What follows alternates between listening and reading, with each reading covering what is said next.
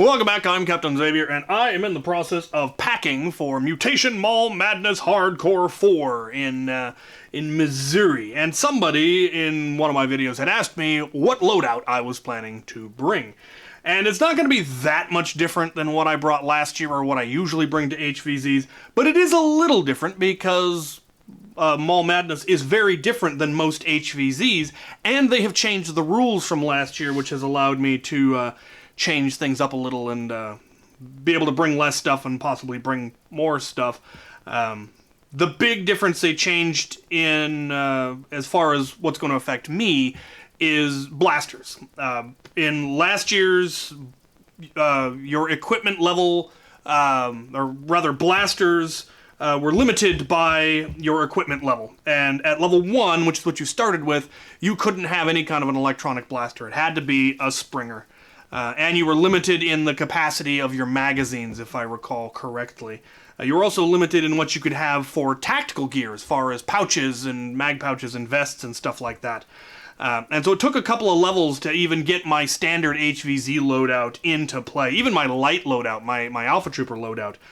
It took me a couple of levels to be able to put into play, and then eventually I got to the point where I could get my FDL3 into play, and then it took a little more to get it effective. And we weren't playing for levels, we were playing to just fight zombies, and so we weren't as leveling as fast as some of the other teams, and so it took us a while to get there. This time, there are no limits on the blaster itself. You can start with whatever blaster you want, kind of. What's limited is capacity. And at level 1, you can have any blaster you want, but it cannot have more than 25 darts loaded in it, or you can't have more than 25 darts of capacity at a time, more than that at a time. So you can't have, say, a 50-round drum, and you can't have, say, 2 18-round magazines. You can only have 25 darts in magazines or in blasters at a time.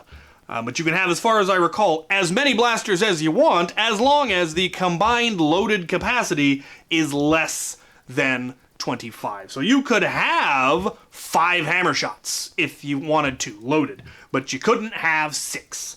And you could have a 22-round magazine and, say, 3 socks. That would reach your 25. You can have as much ammo on you as you want, it just can't be in magazines.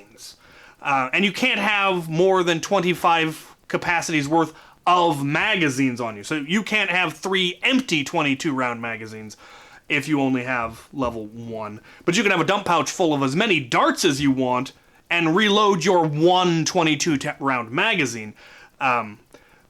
I really think this is a good move. We'll see what it does to the power dynamic, because when you make a change like that, is it going to be too powerful, not powerful enough? You know, we won't know until we're stuck in, and by then it will be too late. But I like it because it means I don't have to bring 2 full loadouts.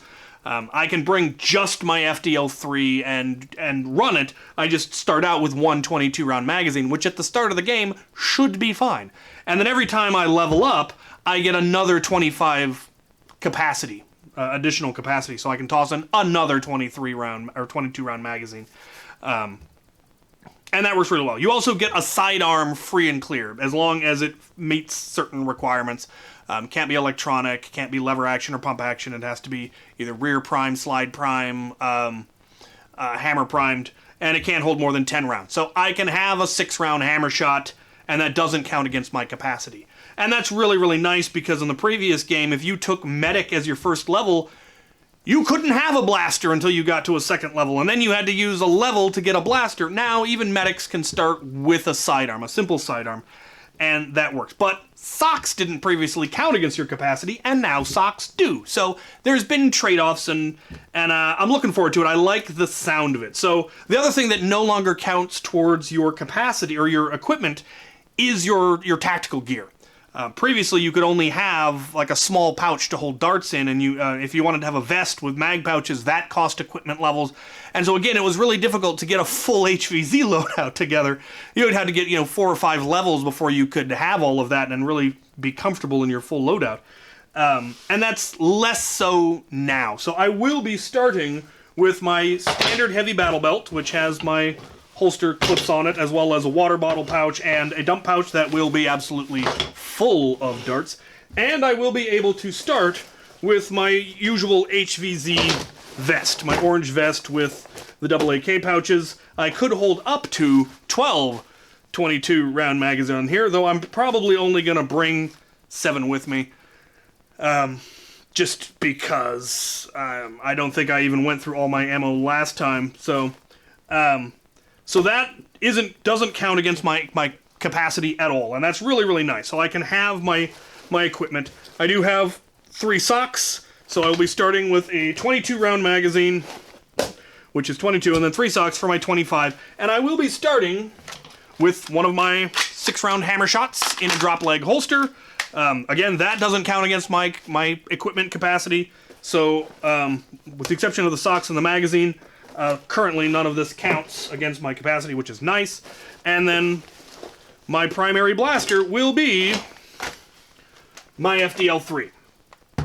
Now, technically, I can have this mounted on the side as long as I don't have my proton pack or a standard magazine loaded in it, because if I don't actually have anything that can make this thing fire, then it doesn't count against my capacity. But it is more weight, so and I haven't decided if I'm going to bring the proton pack or not. But the FDL3 will be my starting blaster, and again, as I said, I will get one 22 round magazine, so that's what I'll be starting with. And an FDL3 with a 22 round magazine, a hammer shot, and 3 socks is actually a really, really powerful level 1 loadout. And then, like I said, every time I level up or my squad levels up, I can grab another 22 round magazine and toss it in. And that makes leveling very, very easy. I don't have to think too much. There are some special zombies that I will have to worry about, so at some point I will spend a level to get a melee weapon. So I will be bringing some melee weapons.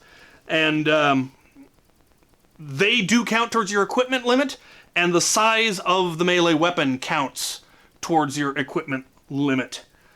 So for 1 equipment slot, or 1 level's worth of equipment, you can have a 12-inch melee weapon. So this will be my 12-inch melee weapon. It is a 3D printed handle with a pool noodle on it, and it is exactly 1-foot blade. It's a shame that it's 12 inches and not 13, because the Doomlands dagger and the Zombie Strike machete are both exactly 13 inches. But they had to draw the line somewhere. If they put it at 13, someone would complain because their favorite melee weapon is at 14, and if they made it 14, someone would complain that, yeah, you know how it works.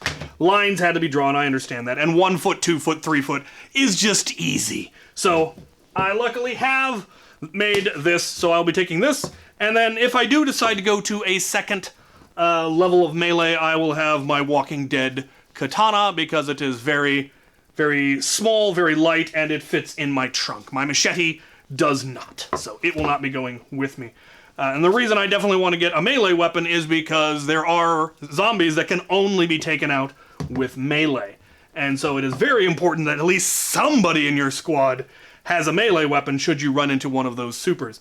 And there's a limit to the number of melee weapons you can have. Last year, there was only 1 kind of level, and that was your personal level.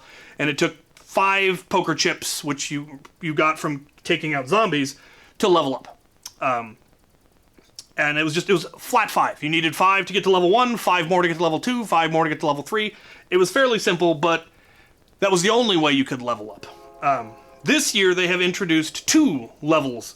There is your personal level and your squad level, and the Puma.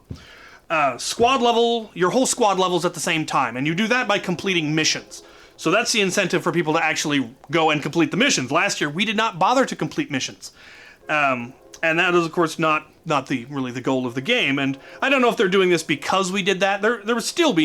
We could still choose not to complete missions, but there's nothing that forces you to. But completing missions, it levels up your entire squad, everyone in the squad, however many there are. If there's 5 of you, 10 of you, squads are now 10 instead of 5.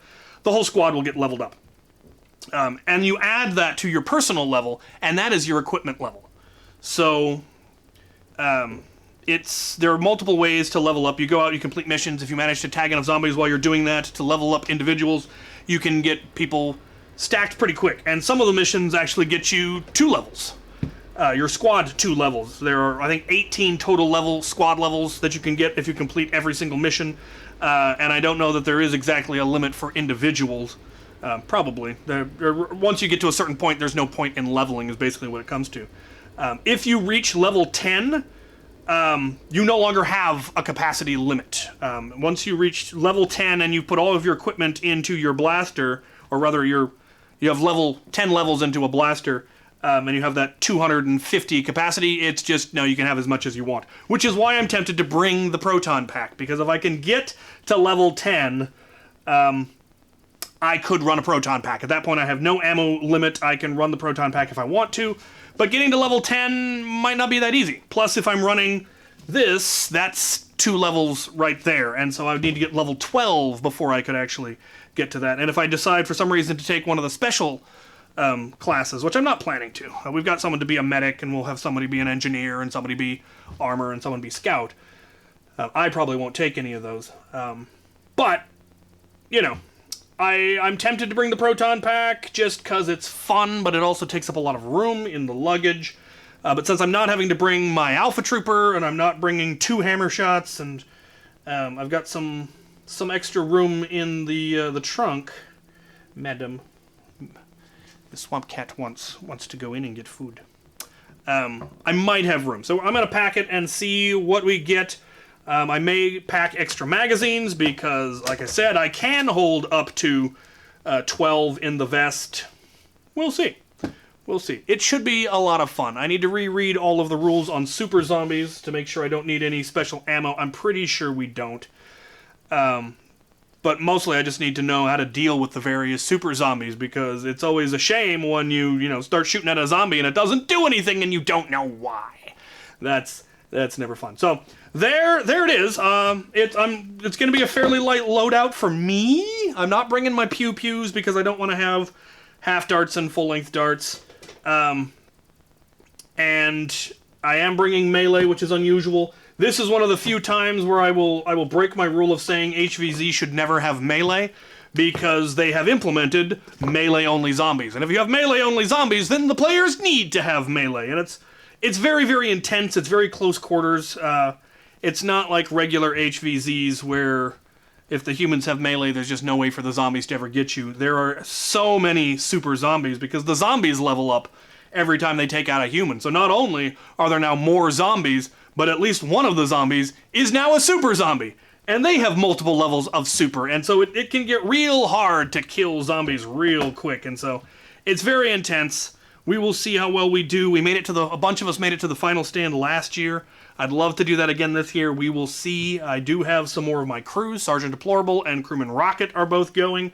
Plenty of auxiliary are going to be there. It should be a really good event, so I'm looking forward to it. So there you have it. There is my loadout for Mutation Mall Madness Hardcore 4.